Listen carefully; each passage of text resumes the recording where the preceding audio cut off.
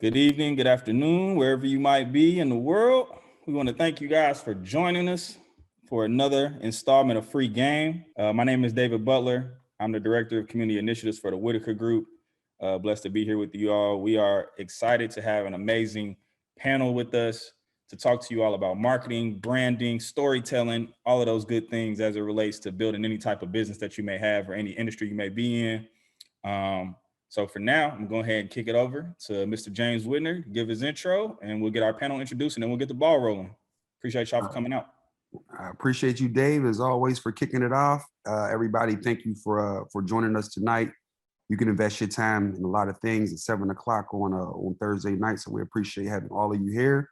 And once again, we appreciate the panel for investing their time in this series and just being committed to our collective plan to just help the community around us build themselves up to make us all stronger. But I'll get out the way and let everybody introduce themselves. Dave, you want to put everybody on the hot spot? For sure. TJ, we'll go with you first. Hello, everybody. Tanya Jones. I go by TJ. Nice to meet everyone. I've been in the industry a very long time, and I'm looking forward to hearing all the gems being dropped today. So let's get it started. For sure. Trez, let's go for it, big dog. Good afternoon, everybody. Good early afternoon, late afternoon, depending on where you are. Sean Trezvant. Everybody calls me Trez. Been in the industry 25 years, and like TJ, just very excited to have a great conversation this evening. Louis G, what's up, family? Hey, what's up, everybody? Louis G, nice to see and meet everybody. Been in this industry for over 18 years, and I'm just happy to be here and humble, man. So let's get it. Mo better than the better. Nicknames tonight, wow. Mark Nabetta, happy to be here. Met a few squares around the swings. Brand marketer, just passionate about stories and branding. Great to be here. Great to see everyone. Mr. Akili. Yo, pleasure to connect with you guys. My name is Akili Shine. I'm the founder and owner of a multimedia production studio. I have 20 years of experience working with both startup, boutique, and global brands. I'm really excited to be a part of this forum. A big part of my value system is climbing as we lift, lifting as we climb. So looking to give insights and also get insights. I think this is an amazing time of wealth creation and resource sharing. So happy to be a part of the circle. No doubt. James, you want me to start off with a loud, man? Man, go for it, man. Let's start. You want to start off with a softball, or we coming in hot and heavy, man? We gonna warm up the group, or we gonna come get everybody a layup first? I think we'll go with the layup, man. We'll go with the layup because this is one that I think we could touch on the fundamentals a little bit. So okay. I want to start. I know we're obviously in a different age now. Everybody has a lot of access to a lot of different platforms. Branding is kind of a buzzword these days. So I want to start off with what you guys on the panel believe a brand is and what a brand is not. Oh, ooh. I ain't gonna hog the ball. I'm gonna start off with my CP3. Trez got himself. I see Trez positioned himself in his seat right there. I see he done the double butt squeeze. Go ahead, Trez. Go ahead, Trez.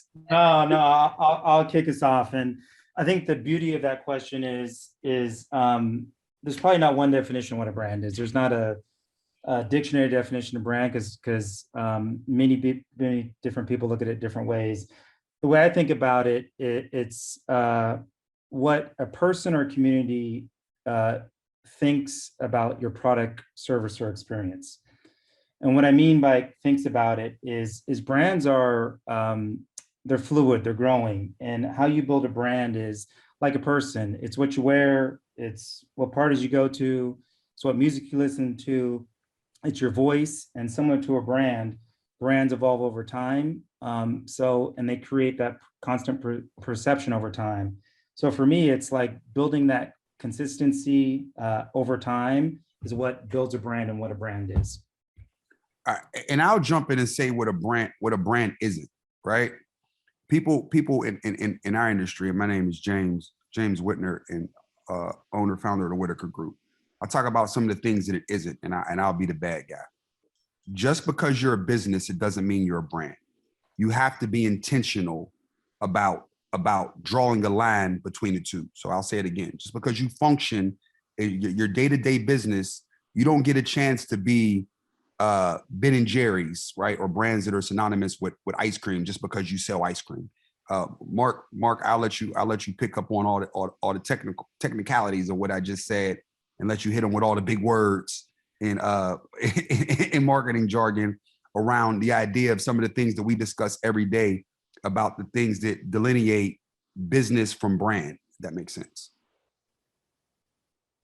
Yeah, and I think in simple terms, your brand is a living, breathing body, soul, message, imaging, and not only voice that your product, brand, services, and business should iterate in its role in to people, places, and spaces around it, right? And in short form, a brand and entities actually are living, breathing bodies legally and also in the face, basically in business. So the same way your body has organs, think about your brand being, the various pillars that you have, your voice, your messaging, your content, your values being the expectation that living, breathing body brings to the workplace and the marketplace. And that for itself, same way you go through your life and from 0 to your years 150 that you live through, you encounter a number of moments and you have your stories that come to life. And from that brand will then iterate and push out stories into the world. And it's up to you to help them bring them to life the way you want to, and bring those organs alive to make it complete.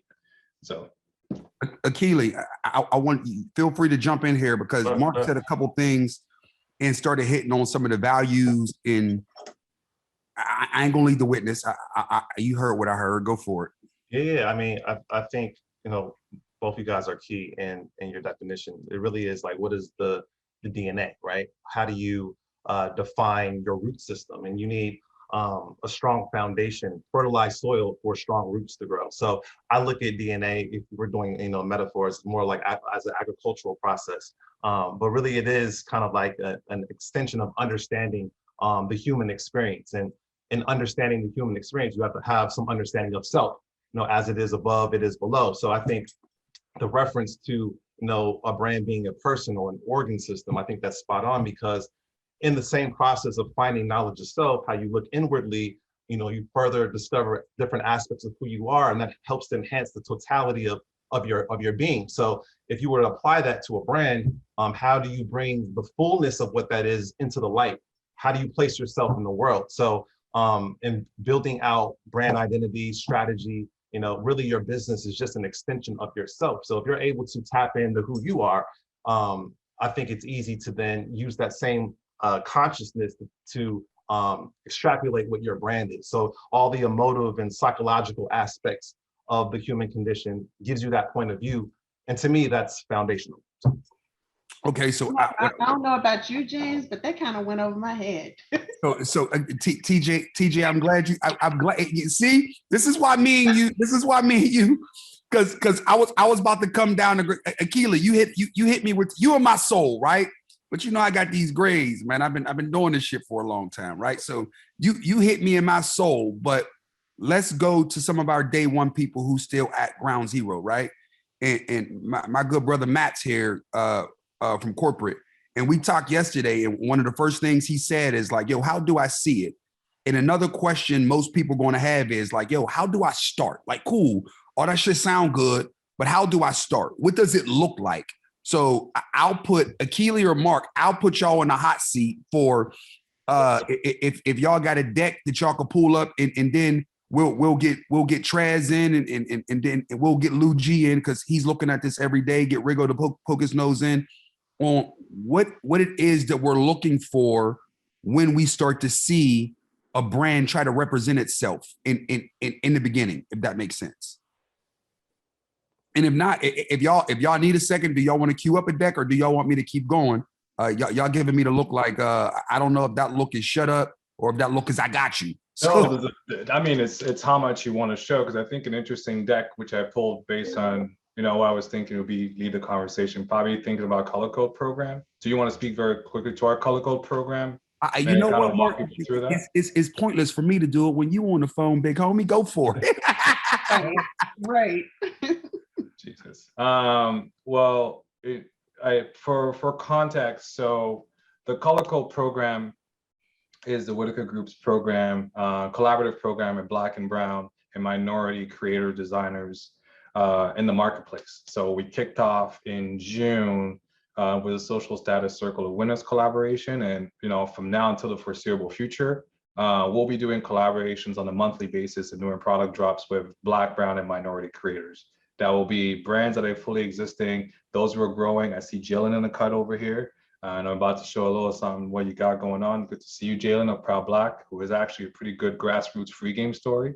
But that program really came from, what was it, 11 o'clock midnight conversation, James? All of our shit, and I'll jump in here and give a spew, because I think a lot of y'all might have just heard collaboration, but what it is for us is about community and ecosystem, right? And how do we take whatever equity we have as a brand, and how do we fairly distribute it amongst our peers to allow them to properly leverage us to get into the space authentically and build something? Does that make sense? And a built something could mean everything from, yo, all you can do is, if you got a graphic and you don't know what to do next, then we'll resource it up from that point. Or if you got creative or whatever you got, come to us as you are. And our goal is to work with you and leverage our resources to get you to the marketplace, to get you going, and then work with you from there, if that makes sense. So it sounds in technical words like, collaboration and all of this and all of that. But really, it's just about really touching our people and helping them get started just from a creative point going forward. Mark, you can take it. You can take it from there. Yeah, and most importantly, to simplify it for us, we understood that through the business, we're able to build an infrastructure through retail. Now it's creating the infrastructure for creators to bring product into the marketplace, right? And identifying the problem that's there and understanding that the brand can help, the brand that we've built can help not only create the space for it, but also make it, palatable and can bring it to the marketplace. And well, so let's show it so we don't burn time. And the goal here is this. Just to show you how this conversation happened at, it happened at 10 o'clock because we on the phone and we want to do good work. And we defined it and we said to ourselves, what vendor can we work with to help us produce this quickly? So we leverage someone who was good in Terry, right? Because they can get the creative and turn it. We can leverage our retail muscle, our creative muscle, our brand muscle to then Mark go do his thing from here. Mark, you just want to run through the deck real fast? Well, no, I think, you hit on a few things, right? First and foremost is understanding what the vision is and kind of bringing that in a very concise way. So it's, for us, we really start identifying what the problem is and no longer waiting for what you need to have and having the power and numbers to be able to bring product to the marketplace. I mean, in some form or way, you'll see that in some brand decks as a manifesto, but you want to set that as a vision, right? What's the North Star you're chasing? And most importantly, what's the insight that's feeding into it? In our world, it's not really the insight, we live it, right? So it's understanding what are we creating and what does it fill into the space that perhaps, as we build the architecture, what's the next level, the floor of the house that is required for it to become a home?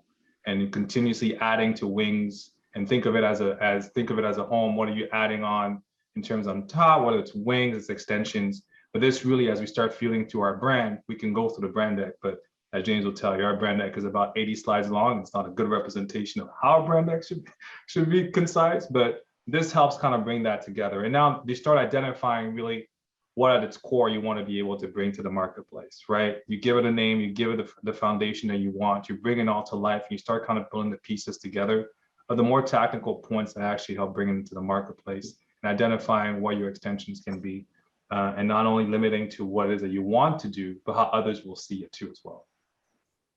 James, do you have anything you want to No. I'm trying to keep it short so we can get through a couple, and then I want to really get people to flush out questions because I love where you're going. We're showing them something that's small and concise and something that we executed it like, in 10 minutes, but something that's been very impactful because the first color-coded drop was picked up across all mass media in our industry, and our percentage of sell-through with our first partner, God damn, Circle of Winners, our first partner, we're at 90% sell-through, right? We looked at the numbers today. So at the end of the day, we got to measure. Our measure was we started We started three months ago with this idea. We're able to connect with some amazing partners, and our first action was we were able to get our message out in a way to connect it to the consumer that created an action, and the action was the sell through of the goods in an authentic way, and we told a story that connected to both brands and empowered our community. And Mark, you could just scroll through the rest of the deck and we can move on from it, because I really want to use this just to inform questions and less to talk about the thing, if that makes sense. No, 100%. I think just showing through, having that, how that comes to life then is what the output ends up being in a representation. And we'll get into visuals and how they become part of the story, and how to Killian and Trez's point, everybody else's, how it becomes part of the iteration, how the entire body of the brand comes to life, and the emotions that you want to draw from it. I kind of wanted to tease everybody else to get a first look at the Proud Black collaboration, which will be announced tomorrow. So if you're on here, congratulations, you got a sneak peek. And I want to take this down now before Jalen actually hits my phone now and says I revealed the collection before everybody else sees it. Yeah. So let's about that. Let me pivot a little bit to let me pivot a little bit to Akili and Trez and TJ. As we talk about brands starting, right? What do you guys think that we potentially missed? And if anyone has any questions regarding the start, please drop them in the chat, because I want to make sure that we're getting you you guys are getting what you need out of this conversation.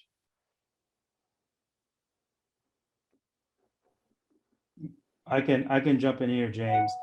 I think one of the things, I'll use an example that James, you used in Ben & Jerry's. I think key to starting is, you guys are thinking about starting your brand. There's a couple thoughts. One,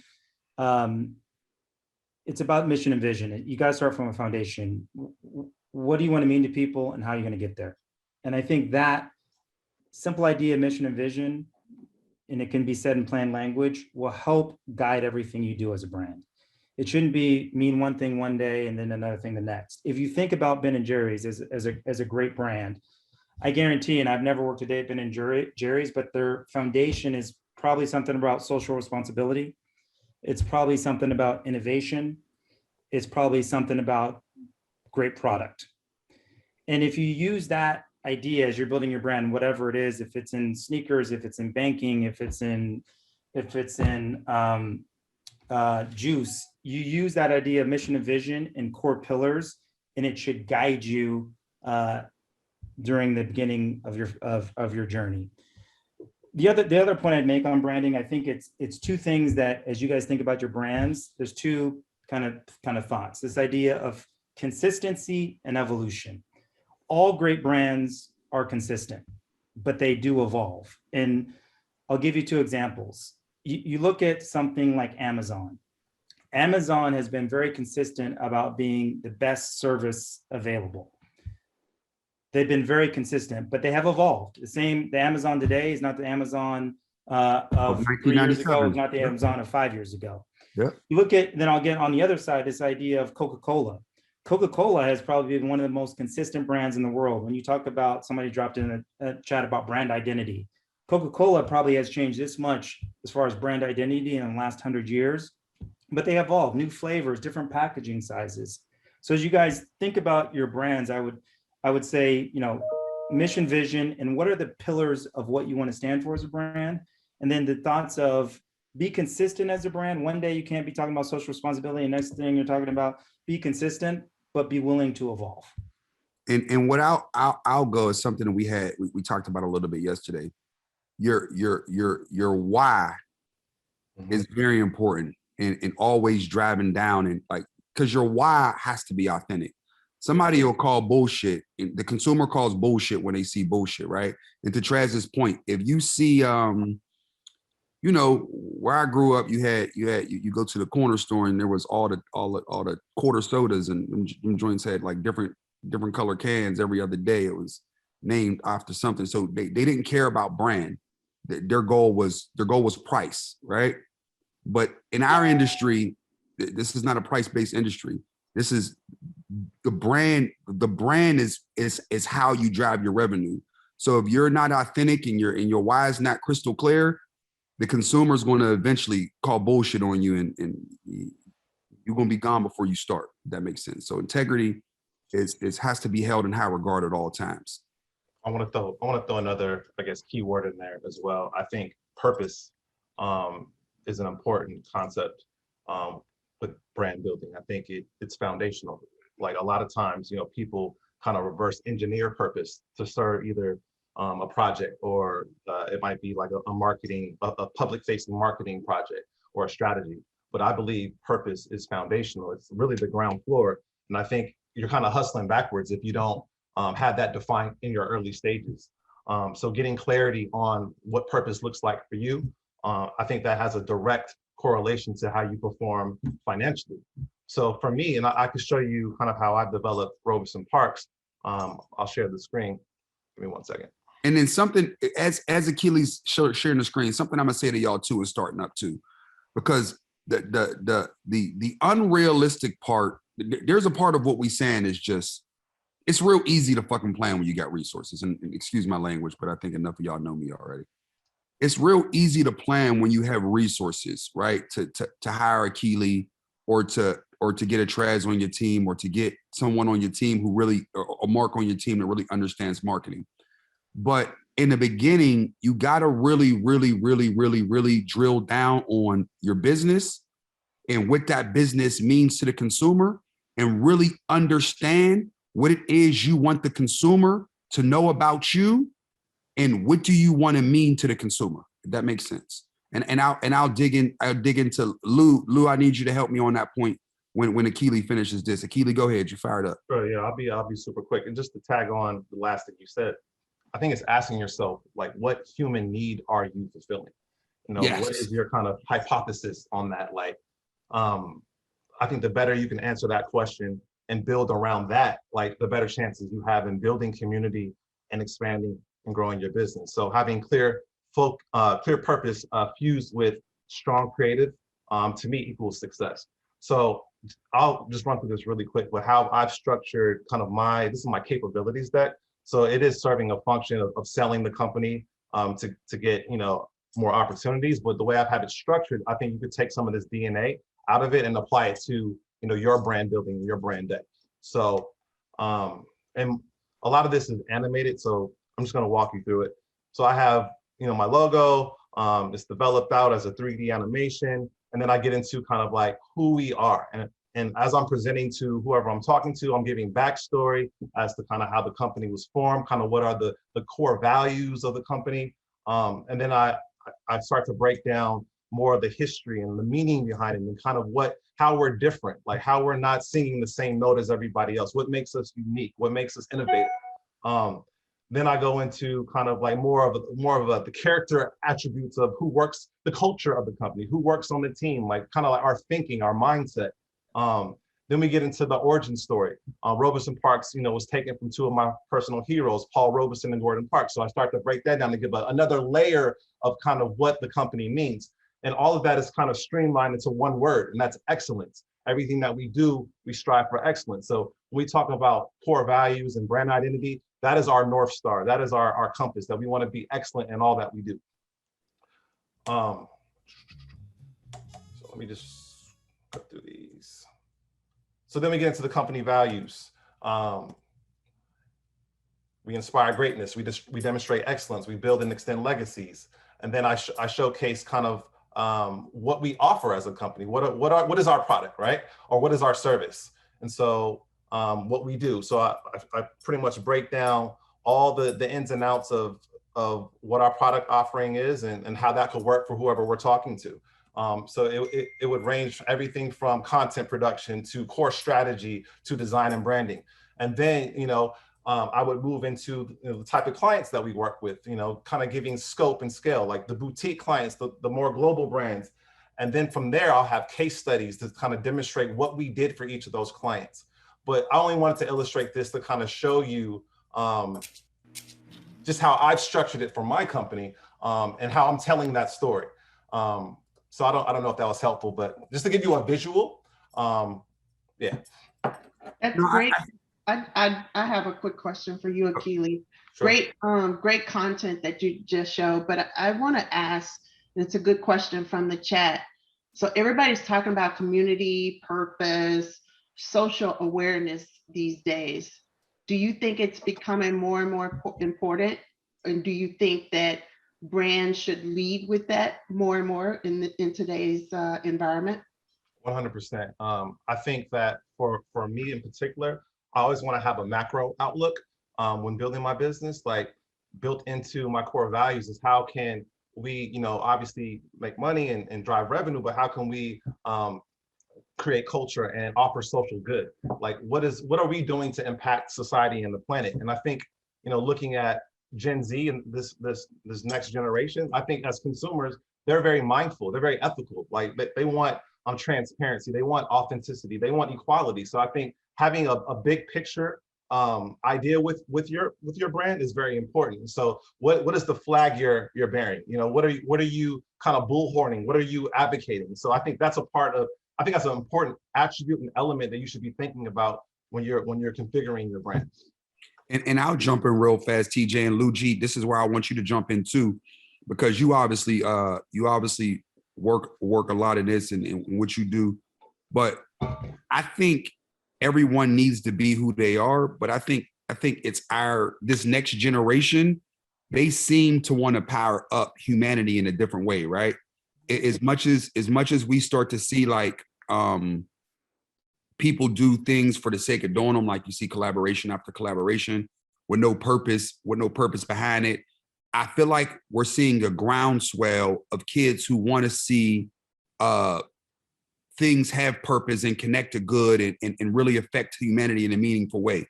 Lou, I'm gonna let you jump in because I've been trying to cue you up for a while. Yeah, no, you have. I appreciate the alley-oop, my man. So two things that have kind of been on my chest that I want to, try to add to the conversation. Hopefully we're not running over a dead horse, but we talked about that word of being authentic or authenticity, and I think it's not always just necessarily being authentic for the consumer group. That's definitely a part of it, but I think you also need to be authentic to yourself as well, because you're going to get mentally exhausted if you're working on something that is not authentic to who you are and who the brand that you are looking to portray and convey out to the world. So I think you need to be authentic to yourself as well, not just to the consumer.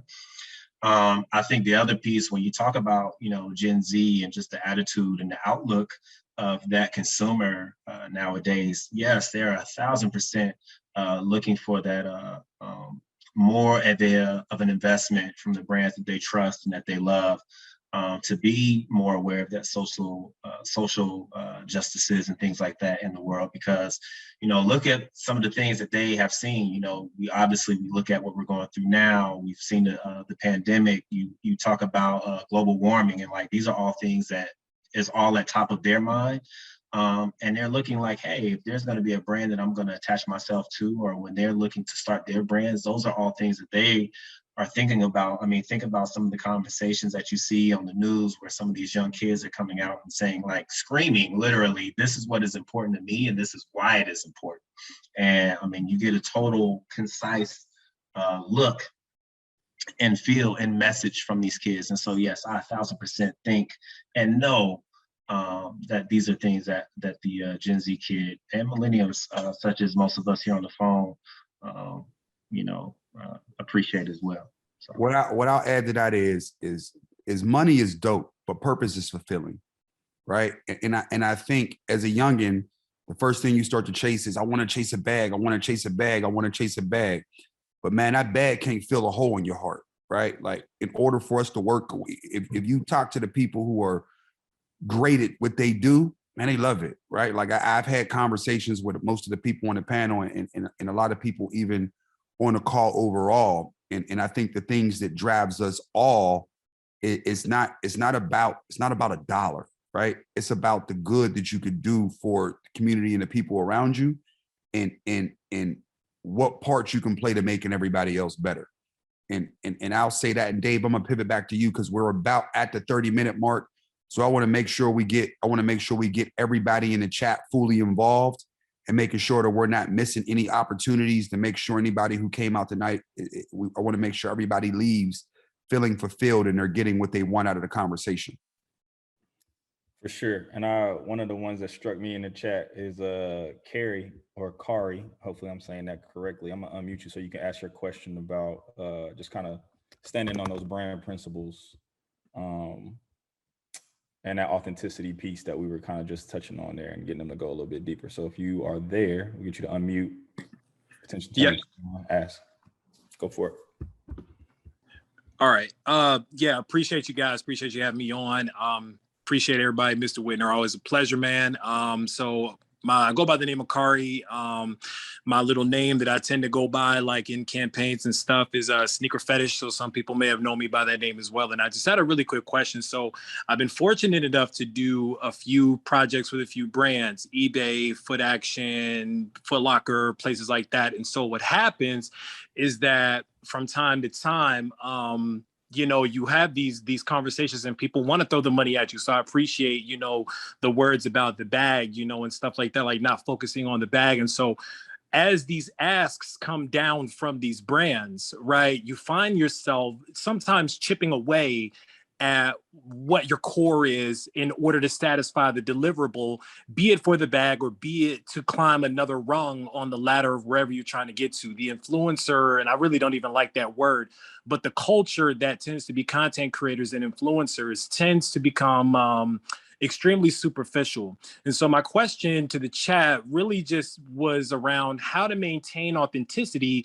as you kind of move in a room full of vultures, right? If I can, quote Hove, when you're in these rooms, having these conversations, how to continue telling the story of authenticity while also continuing to satisfy the demands and the requirements of all these brands that constantly, and I mean constantly, challenge you to compromise your morals. So if anybody can kind of just, tap on what they tend to do, because I know there's been huge opportunities for everybody in here, what you've done to make sure that you, remain grounded and remain rooted in your authenticity. I appreciate it. I'll start with that one.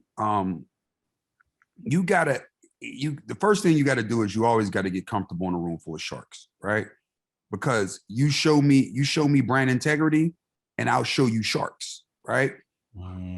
The other thing you can't let them, for every dollar you got to get the maximum amount of dollars for the integrity you cash in on. But the second those dollars don't line up with your mission, that means those are dollars you can't take. Does that make sense? And the hardest thing to say is no, right? But if you want your brand to be meaningful and long lasting, you have to align with partners that you could have an open conversation with, right? When you can sit down at the table and say, listen, I'm very uncomfortable with this, right? And you can work to align to their strategy and then and them to yours. That's when you know you got a good partner. If the partner is an immovable object and they're not willing to align in your strategies, walk out the fucking room. Like, because then you ain't a partner. You're getting pimped. And there's a difference, right? And everybody's for sale, right? Unless you can walk out the room, then you're not. Does that make sense? And that's the distinct difference between those who are around forever and those who have a window of time where they make a bunch of money and then nobody really wants to work with them at the end. It's because they took a bag from everybody, so that now they mean nothing to nobody. Short money. Yeah, that's real. I think The only thing I'd add to what James was preaching on was I would throw the question back to you. I think you said your brand was Sneaker Fetish. What are your principles? What's your mission? What are you trying to accomplish? And I think that will help guide all the conversations James was just talking about. Spend some time, what do you stand for? What's your authenticity? What's your voice? What's your identity? And I think once you have that as a brand, that should be the filter for all the conversations you're going to have. And just to build on Trez's point, the very brands who are looking to work for you have taken the time, perhaps decades, to set their pillars and their values, and for them to work with you, because the pendulum has changed and the energy definitely is in the consumer space and definitely in the court. Like, the brands don't lead the conversation. It comes for the catalyst in the marketplace. You have to be confident in those brand values and pillars that you set for yourself. So when those opportunities come, you're able to be as effective and is rooted in those pillars, and you make the decisions as they would and have grown their own businesses.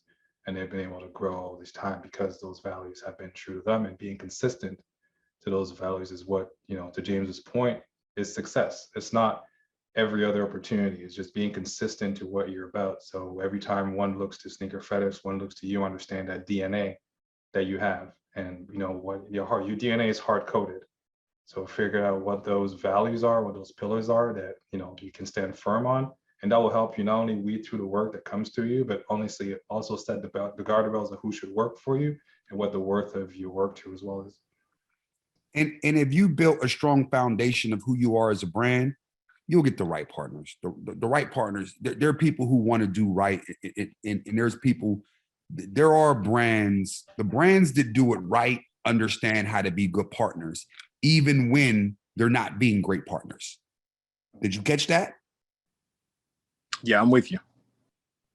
All right, because I said that way with purpose, if that makes sense. Because when you're small, right? Someone in the room understands you're small, and they understand your value as it sits, right? And the big guy has the leverage, right? But the right people in the right rooms understand they got to give enough to not kill you. And when you're not getting that, bro, you just, you got to go. That's when you got to walk. But thank you for the question. It was a good one, brother Dave. You want to keep us going? You want to keep us going to make sure we filling everybody's appetite? Yeah, for sure. We're gonna go to a little nepotism here. David, we coming to you, bro. He was the first question in the chat. I don't know what you do. The early bird He's return, always listen. You want to know why I love it? He's always the first question in the chat. I was really waiting to see who was little nepotism, and then it turns out to be me. Hey, it's a couple every time, man. Hey, what you want me to do? Hey, man, it is what it is. First of all, thanks everybody for doing this. I know this is, I don't like bragging about the stuff and talk about the stuff, but I'm gonna say, but I'm the CEO of a startup, and one of our major stakeholders is Apple. We were part of one of their entrepreneur programs. And so a lot of the stuff that we've been doing as of late has been working with them on upcoming releases and all that kind of stuff. And I talked about this in the chat, product market fit, which when it comes to things like, startups, especially when you're coming to tech startups, change is perpetual, change is constant in terms of you have these new discoveries that might give you a one-up on a feature that might actually change it conceptually, might change your approach.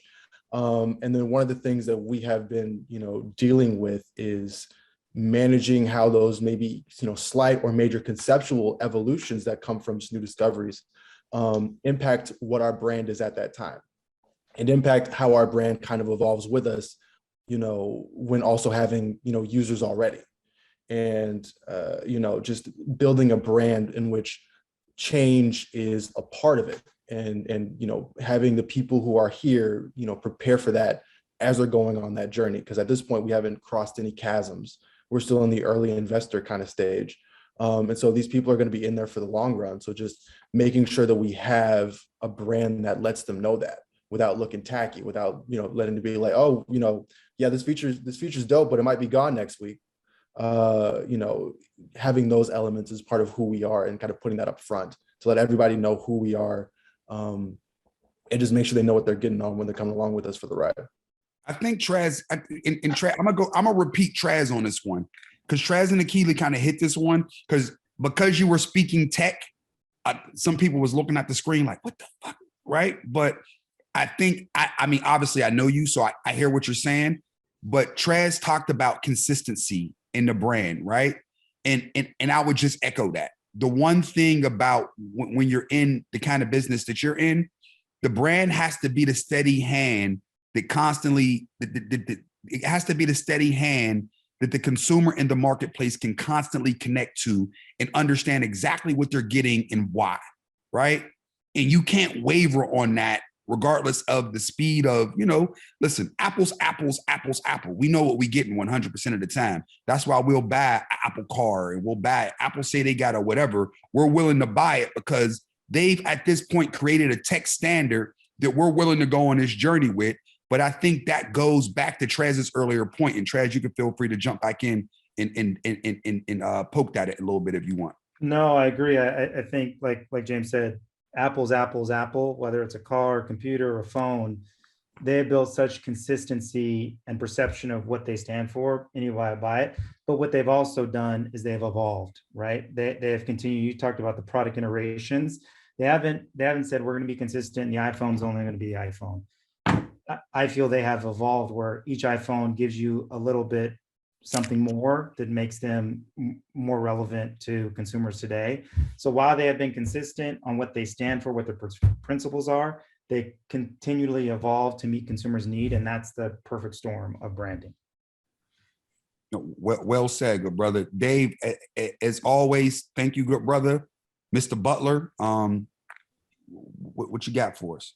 I'm gonna go to Tuck. This one came to me direct. It didn't end up in the group chat, but let me get them unmuted real quick. And everybody, this is where y'all fire us up, right? Because we have such a fruitful panel. The thing that I want to do is be very mindful of everybody's time, but I also want to make sure that we spend time to get directly into questions. Matt, from our pre-call yesterday, I know you want to dig in a little bit, so I'm gonna come to you next. But I want to make sure that you know everybody leaves the conversation full. Gotcha. Tuck, go for it with your question that you sent over to me, bro. All right, bro, appreciate it. So yeah, well, my question is basically I'm getting at this point within my brand where it's kind of overloading me a little bit, which I'm glad I'm getting more representation and more community around it. But like I said, I got a 9-to-5 and it's something I can't be supported on. And then people DM me and message me all the time. So now I'm trying to build that community within the brand itself. So how do you all go about that process of, one, find out who should be fitting within the brand, and two, also a question I was really typing up right now is when or what does it take to take a chance or risk within your brand with a new idea or a new principle? That's a good one, bro. I ain't gonna hold the ball. Keely?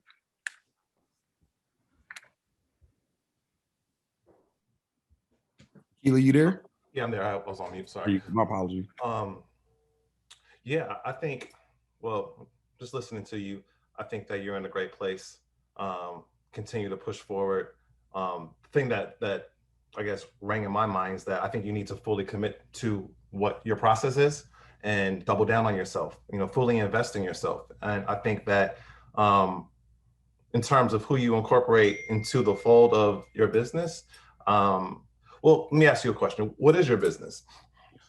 My business is called Q&K. It's a streetwear, motivational speaking, and digital content production program. Basically focus on YouTube visual content, motivational speech, health and wellness, workout, exercises, diet and routine, and then doing streetwear with sneakers and activewear as well. And my motto is finding the balance and find the balance within you and unique balance within your own personal self. And I got a website, Instagram, TikTok, whole 9 yards. And that's what's up. Congratulations, brother. That's awesome. Thank you. I mean, I think my answer is like, how do you continue to separate yourself from your competitors? Where do you go to add value? You don't want to look in places where you're just like everybody else. You don't want to be a one-trick pony. You want to be able to have, be able to sing a polyphony of notes. You don't want to just sing the same note that everyone's singing. So I think in terms of like building your infrastructure or reaching a level of capacity, I think it's just investing in yourself and drawing in on the personnel or people, human capital that you have and creative capital that you have. So I think your question is, can you ask your question one more time just to make sure I'm hitting Okay, it's all good, man. Sure. So basically what my question is, well, I'll start this one, when building your brand, when you get to that certain spot where you can't do it all by yourself, how do you help bring people into the fold? And like, how do you discern like, okay, this is the right person to bring into the brand and this is not the right person to bring into the brand? So team, so what you're saying is, let me back. At what point do you know it has to be bigger than you and it's time to get a team? Yes. When you can't sleep. For me, for me, and when I say can't sleep, I don't mean can't sleep at night. I mean, there ain't enough hours in a day. Like I worked our business. I probably worked every gray hair on my face, if that makes sense. But you have to start saying to yourself, like, if you're going to grow, you need a team that's invested in your vision. So the first thing I think everybody on this call, TJ, everybody who spoke said one thing. You gotta understand your mission. You gotta understand your mission, your vision. What's your unique consumer proposition? What does the consumer expect from you? What do you expect from consumer? What do you expect from the consumer? What are you giving back to the world? right? Right. Once you can clearly articulate those things, then you could bring someone on your team to help give them a shot, right? Right. And honestly, you don't know, bro. I suck at hiring people. The best thing, the best thing that goes with hiring people is letting their asses go, right? Because when you make a mistake, you got to, and it's early, you got to know, because you only get one reputation. So you can't allow, and when it's you and the other person, that person can burn down what you built as fast as you built it, right? So you got to make sure they're doing a great job being a brand ambassador, because if they burn it faster than you can build it, you're dead. Right. Does that make sense? Yes, sir. All right, now what's the second part of your question? When do you think it's the right time to take a risk or take a chance within your brand with a new idea or a new principle within your brand? If you ain't growing, you dying. So, and when I say growing, it doesn't mean fiscal growth. Change is inevitable in our world. And the people with the resources can be slow to change, right? Big behemoth Fortune 500 companies can sit back in the cut with a sniper gun and a big bank wallet and take their time and watch the change and then go get it.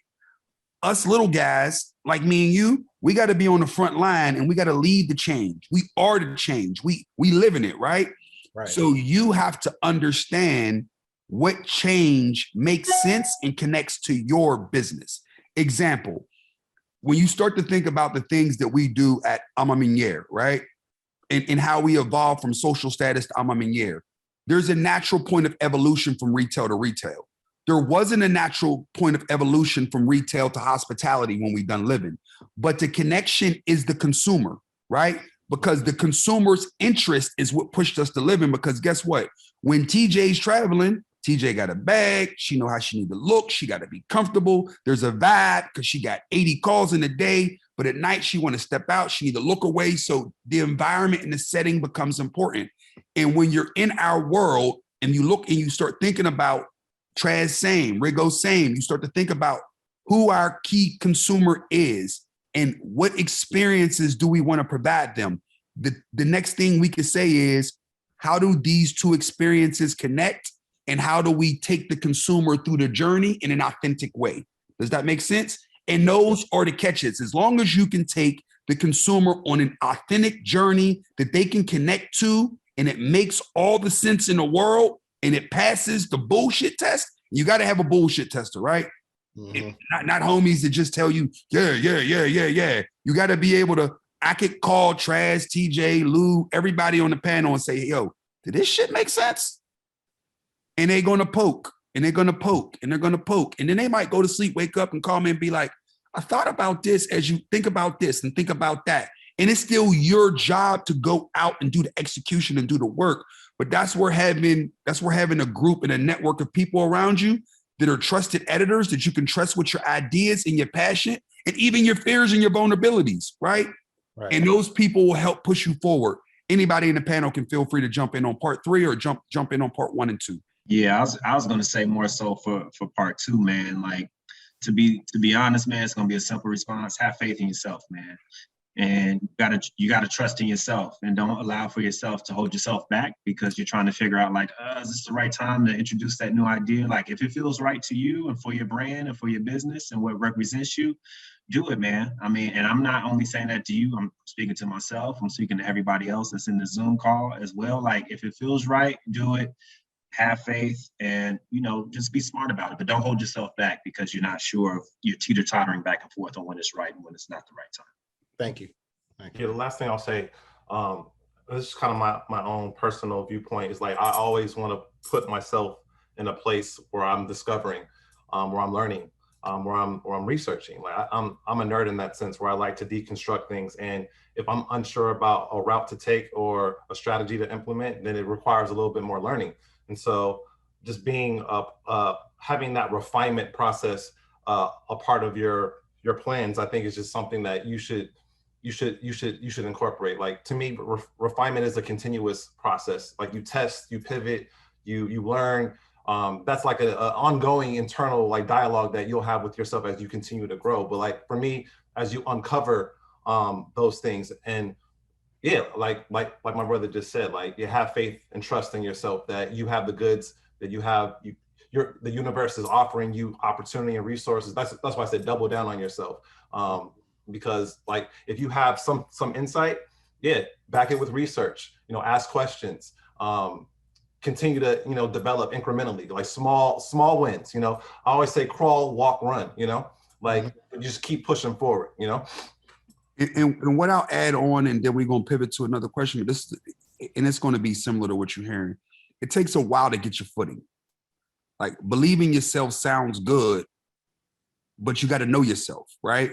And the point he made, the crawl, run, walk is getting comfortable in that mirror is a motherfucker, right? Because it takes a moment to realize that you got something, right? But the research part and the vetting out and the trusted editors, like you gotta get comfortable in your superpower. And then once you realize your superpower, that's when you fucking press, because at that moment is when you start to set yourself apart in the marketplace. Okay. Thank y'all. Thank y'all. Thank you. Appreciate it so much. One thing I'll say real quick, Tuck, the best advice I was ever given in building a team is get people with the same values, not the same superpower. So look for people who are matching the same value system you have, believe in the same things that you do, but fill the gaps of the skill sets that you don't have. And then you're going to figure out it all kind of fits together. Thank you. Appreciate it. Thank you so much, man. No, always. So everybody, we're going to do a last call for alcohol. We're going to keep the conversation going if that's okay with the panel. We usually schedule for an hour, but we got a couple in the clip. It's a good one. One, Precious, you just dropped the question in here that I want to get to so bad that I want to skip some people. But so if any of our panelists need to drop off, feel free.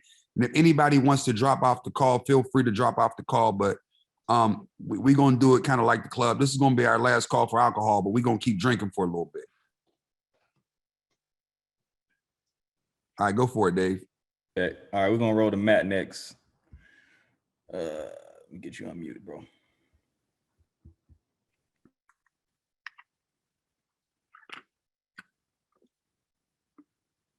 Hey, Matt.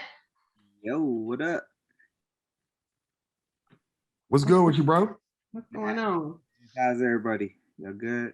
Good. So, James, last night, man, you had me up until ever.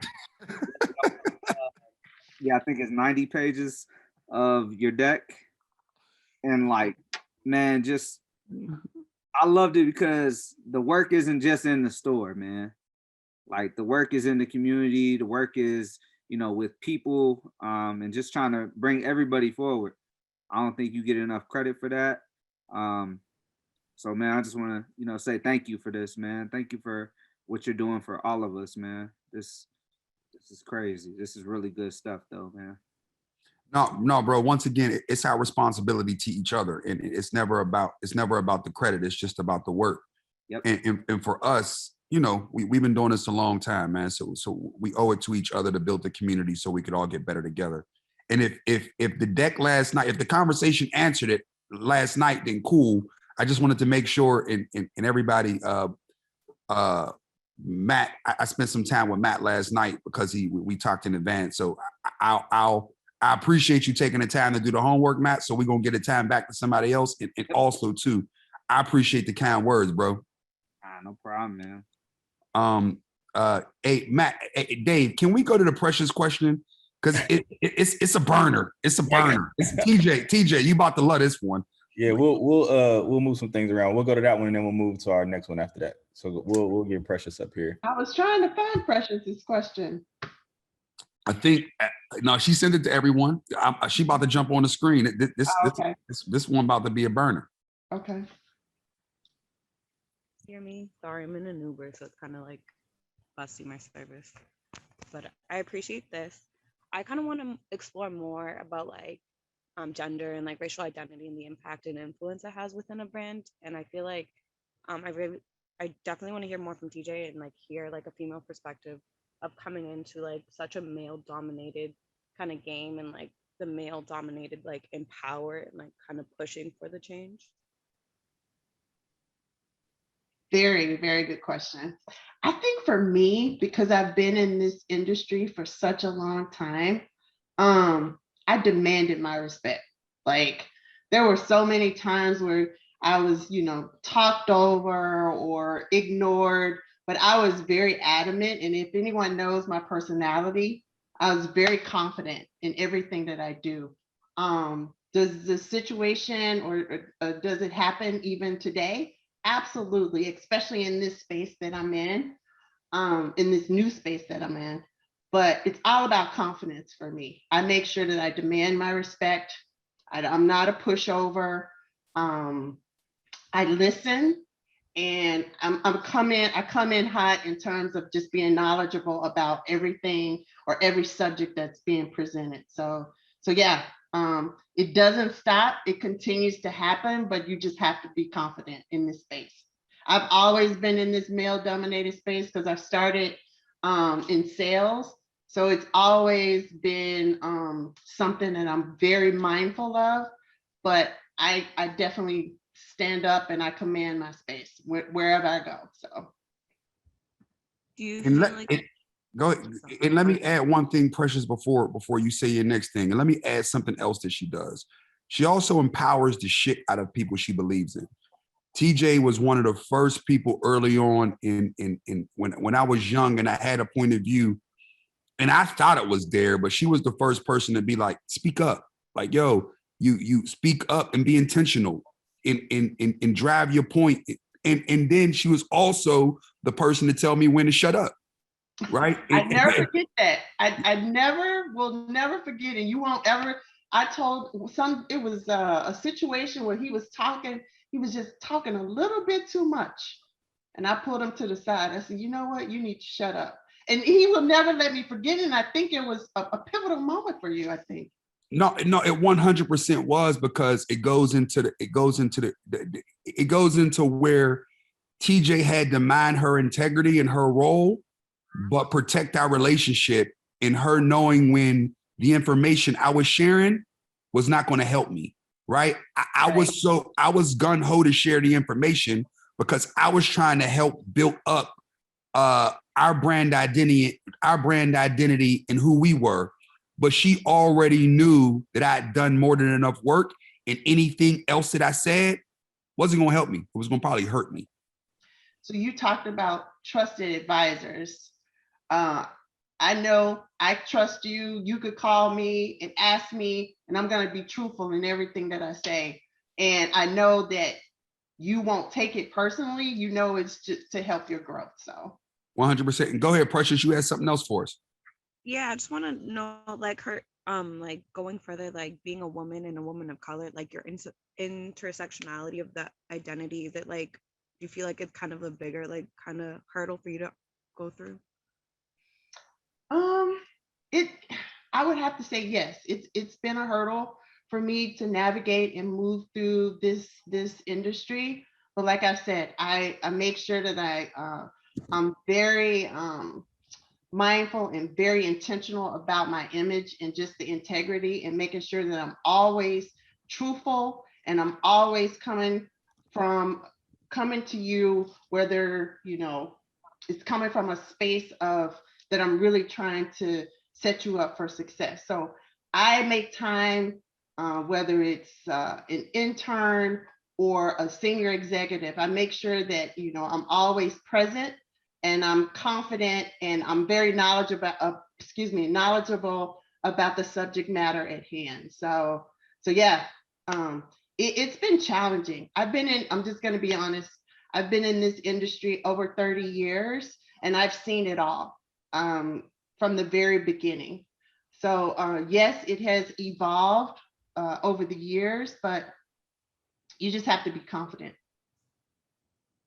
Hey team, this is Steve Riggins, AKA Riggo, 30+ year vet. I want to speak up on behalf of TJ and Brandis Russell, who's also on this call, Carrie Connor, Sarah Mensah, some strong Black women who've been in this industry for a period of time. So I wrote down some words I want to share with you.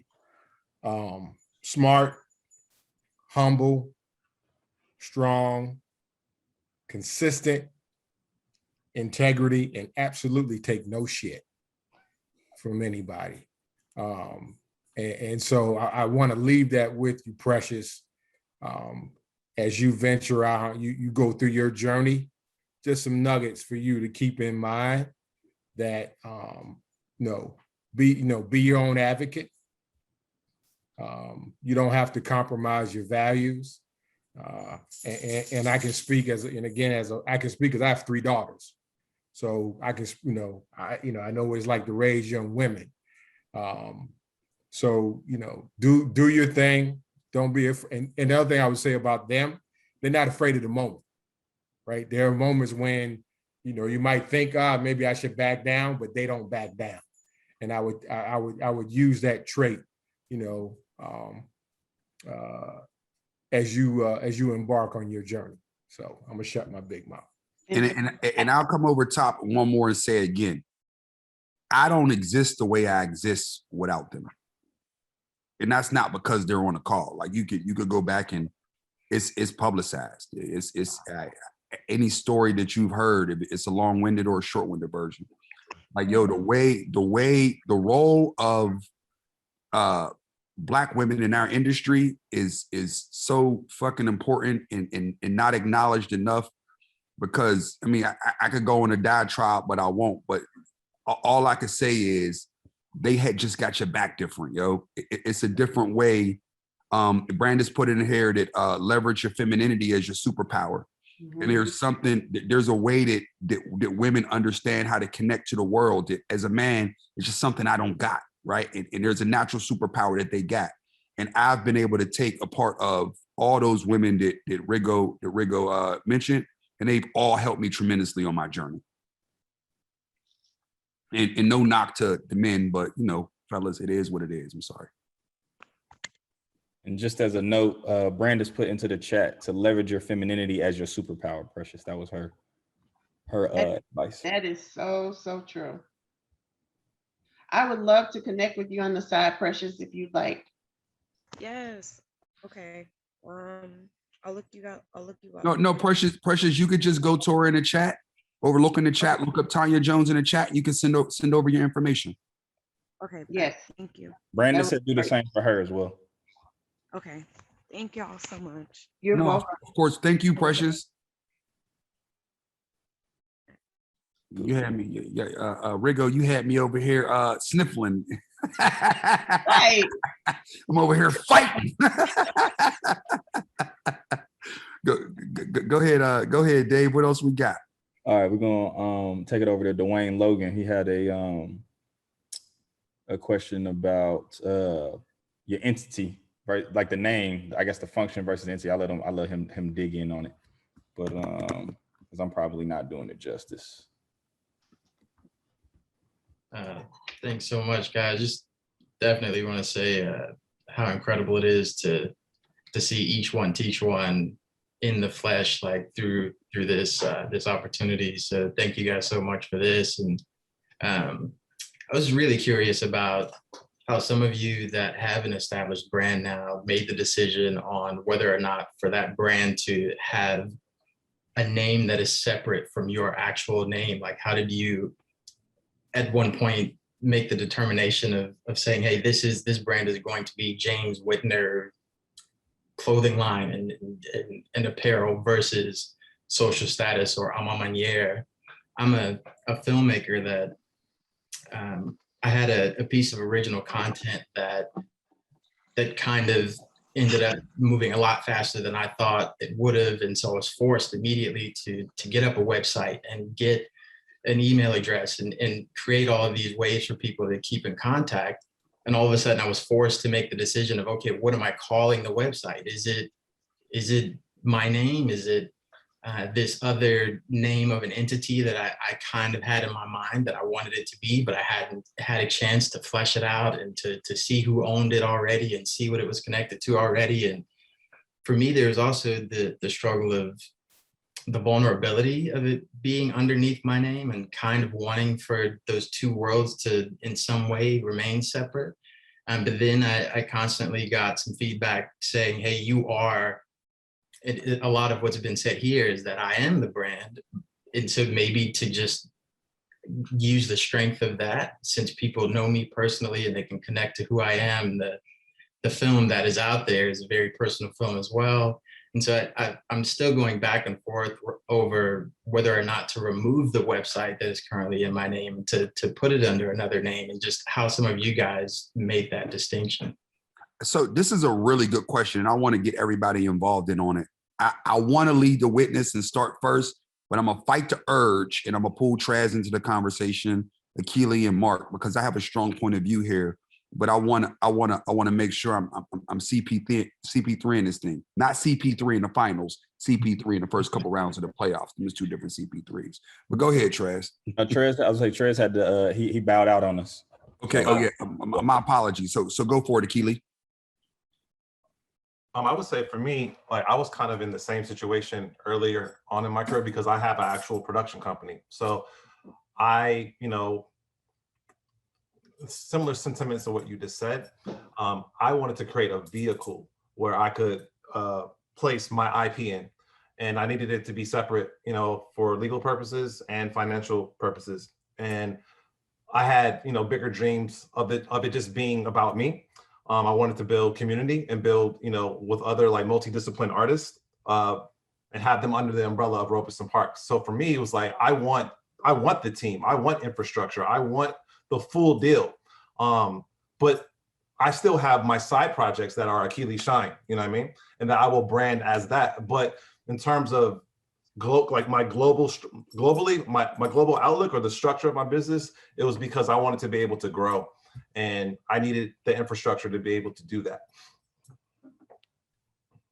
Making a distinction between the brand for your product and your personal brand, which is really what we're talking about here, is something that, that's a great question, first and foremost, Dwayne. And I don't think there's no one here, and I think all across hundreds of screens here can say that there's ever a process, unless you're intentional about creating one after the other. I think a lot of it is kind of discovering, how the process is going to go. What your personal brand is may take over from what your product and service may be. But you have to be intentional about building both. And that same exercise you would do for your product and service of determining like what it's about, what it's for, what the vision and the mission is, particularly in the creative arts where you are, where a lot of your name and your output will draw back to what your story is. And that's what we get into storytelling, right? Like the message can be consistent or not. It has to come down to you, how you want that to flow from your product's brand to your personal brand. But it's being intentional about building both. Those are important questions you're asking yourself because, you kind of got thrown into the fire of that and you're sort of understanding like, what do you want to put out to the world? What is the message that you individually want to put out to your world, and what is your product going to be going on to the space, right? They're two living, breathing entities. There's you and there's your output, right? And I think I love to hear from Lou, because like Lou navigates that world very neatly in a number of spaces, but drawing a sharp line to your personal brand and the professional brand of your product and service that you've put together is something that's super important. And there's no right or wrong answer to it, but really understanding that, particularly if you're a creator, your name will be associated to a lot of the work that you do. You want to put those guardrails up, right? You want to put the emotions that you want to relay. You want to streamline the messaging that will go through your individual personal brand, and also how it's presented to the world, and how does not whether you want it separated from your product, because we'll take some examples like 40 Acre and the Mules is not Spike Lee, right? Spike Lee is also not 40 Acres and the Mule. Right? What I expect from Spike is from his personal brand, is not necessarily what I expect from 40 Acres and the Mule, right? He's able to make that distinction, and that's where it starts. But I think someone who has great input from our side would probably be Lou, because I mean, you kind of navigate down the day to day. I think your insight here would be very valuable. They put the pressure on me. Hopefully I got some good insights. It's not. I know you do, brother. I know you do. I appreciate that, man. No, to the point, man, for me, I look at it slightly differently, as far as how I brand myself. So obviously I have my 9-to-5, my professional lifestyle, but I am also a part of the entertainment industry as well. And so from the entertainment side, I also brand myself under my name, because under that particular part of my life, I need you to know who I am, you know? So just to give a little insight, I'm also a stand-up comedian. And so I don't want to name, I don't have a different stage name. Like when I come on stage, I want you to know it's Louis G. Or like when you're looking at somebody that, you know, like, hey, who can we get? Who's a dope comedian out there that we can get? I don't want you to have to be like, oh, 40 Acres and a Mule is the name of his brand. But I want you to know, like, hey man, this is Louis, because I just need for my name to be out there as well. But also in my professional life, I always brand myself as me. I'm authentic to who I am, you know, and I know we've been talking about that authentic piece for the entire call, but I think that's very important, man. That's something that I incorporate in my lifestyle daily, is just having that authenticity, whether it's me being in the professional field or me being in my entertainment part of my life. It's just, I'm Louis G, whether it's me 9 to 5 or me being on stage telling jokes and making you laugh and all that fun stuff too. So I think, you know, as you look to, I think at the end of the day, you got to look to see how's that going to be. What's the best situation for you? Is it something where it's like, hey, I want people to know who I am. I want to have it under my name, or do you want to have it under, you know, under wraps where there's a little bit more of a discovery piece to it? Not sure if that answered your question, but I answered it to my best ability. Man, I think all of those responses have added a lot for me to consider. And how Akili was saying that he's kind of got like, there's the name of the team and then there's the name of Akili. And I love that. And I also love how you were saying, like, man, it streamlines things for it to be one and the same. And I think I came from a world where I became really, really frustrated with people doing things for like self-aggrandizement. And so like the content that I want to make is really about truth and more truth, and trying to remove myself from that as much as possible. But man, like this really like is definitely giving me a lot to think about going forward. And it doesn't sound like like you guys have said, there's not really a right or wrong. It's just got to be for the right reason. I'll give you the tiebreaker. Think about the consumer first and last. And what is the message that you want to communicate to the consumer? That'll solve your tiebreaker. At the end of the day, the consumer chooses. You can and have to understand what it is that you want them to understand about you and why. And in you communicating and creating that relationship, and you start to think about what you want that relationship to be and where you want to take them, that's going to help you understand how you should probably identify yourself. That should break the tie. Yeah, and I'd pluralize that to say it could be consumers, right? Because in a space of like myself, obviously there's a professional life, and then I'm a fine artist as well. So there's a need for me to have a distinct brand that fine art and merchandise that's tied to that fine art lives through. But I also didn't want to pigeonhole myself professionally into just that space. So to James's point, like the art is targeted towards a specific group. Whoever I am professionally is targeted towards a specific group. And those audiences can help you decide where that lands. And then on the tactile side, there's always a thing of like domain forwards. So like if you started as like your name, like you could always forward that domain to whatever your new space ends up being should you change it. So, you know, technology's on your side in that way as well. So don't be fearful about starting something and changing something, because there are ways for people to still get in contact with you if you're intentional and diligent. So good, man. So what I'm going to say now, Dave, and thank you for your question. Thank you for your question, Dwayne. But what I'll say to you, brother Dave, is I think we're getting to the point where security is turning the lights on, and the last call for alcohol is the real last call now. The DJ turning the music down and the slow songs are on. So let's get our last couple questions so we can be respectful of everyone's time, and we can get everybody out of here in an organized way, single file. Don't nobody get no DUIs on the way home. Yeah, I just want to know, one, we got some love from Botswana, so that's love. Shout out to Free Game continuing to build international and global community. Shout out to that message in the chat. We appreciate that. And really, I think we've hit all of the questions. If anything, we could do a round robin with our panelists and let you guys and girls get some final words out. And I think we can call it a wrap for tonight. I'll start. Yo, thank you everybody for investing your time. I think that's your time is, you know, we only got 100 years, we hope. So I appreciate you guys dedicating an hour of it to us so we can get better and build community together. Oh, go ahead. Oh, go ahead. Go ahead, My bad. Sorry for the awkward silence, guys. That was on me. No, you know what? I just want to say again, thank you. I'm appreciative for being here.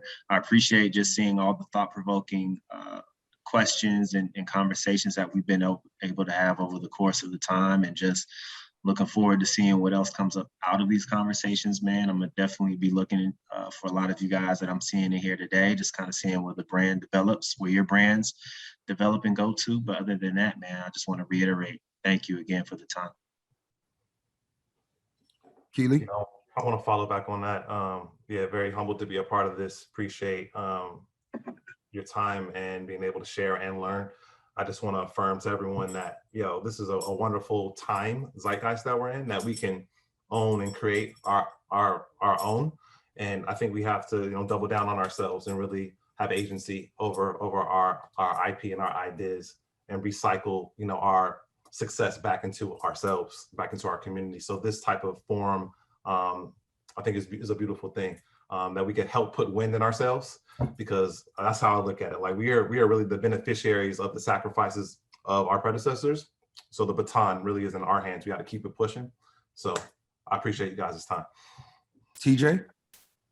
Man, I'm just sitting over here. I have a little chills, to be honest, but I appreciate this forum. This panel was amazing. And like you said, James, it's 8 o'clock on the East Coast. People could be, starting happy hours, kicking off their weekend right now, but you chose to hang out with us. So with that, I appreciate you guys so much. Thank you. Mark, you want to bring it home? I want to say thank you, everyone. This is really great. And, my thing is, one thing I'll say is we would love for us to touch that a bit more, but, one thing I'll say is just believe in your stories, and be true to your stories. The most valuable thing that we all have and bring to not only culture and everything that we do. So definitely champion your stories and feel free to tell them and stand tall through them, through everything you do. But thank you again for this. This is really great. Sorry, James, go ahead. No, I was about to say, Rigo, I tried to start with you. I know you sitting there. I know you sitting there as a secret weapon. Nah, again, thank you, everyone. This is a great opportunity to share, for us to learn, challenge one another, take things to an entirely different level. As we've gone through a crazy year and a half, but when you think about what we go through as a people, it's been 400 plus years of pushing the boulder up the hill. So I would just say, man, let's keep pushing that boulder, and let's collectively make a difference. And if you need a side job, you can be James' security like me. He knew I was going to throw that in there. Now, y'all have a good evening, man. So we appreciate all of you guys, and we'll see you guys for the next session of the series. It's the last Thursday of every month, and you'll see highlights of yourself talking or a picture of yourself smiling on a social platform near you pretty soon. And if you want to watch the session again or point anybody to it, hit social status website, and a session will live there for you to check it out.